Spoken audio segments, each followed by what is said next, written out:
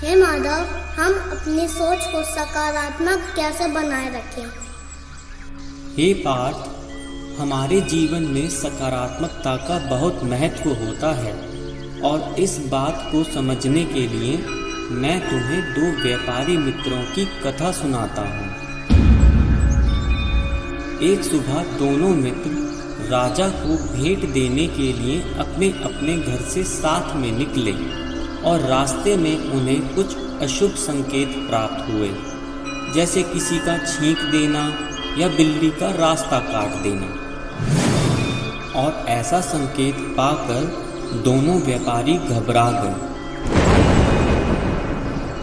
और उनमें से एक व्यापारी घर वापस लौट गया, किंतु दूसरा व्यापारी हिम्मत करके राजा के पास पहुंच गया।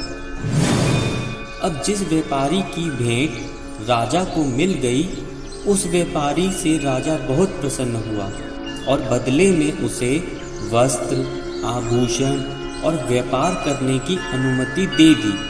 और जब वह घर पहुंचा तो उसके घर पर हर प्रकार से प्रसन्नता का वातावरण था।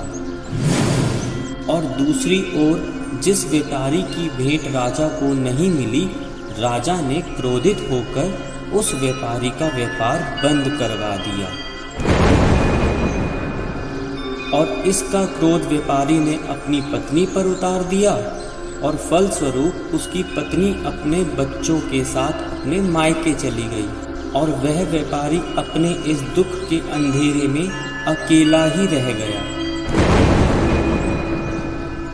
और इन सब का दोष वह उस अशुभ संकेत को देने लगा, जिस कारण वह घर वापस लौट गया था। अब विचार करने की बात यह है कि एक ही परिस्थिति का दोनों व्यापारियों को अलग अलग फल प्राप्त हुआ और इसका मूल कारण उन दोनों की भिन्न सोच थी।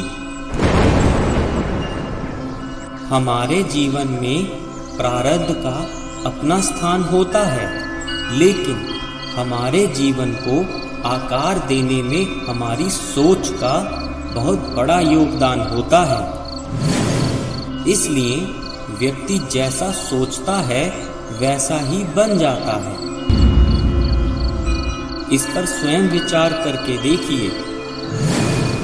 राधे राधे। विनम्र प्रार्थना।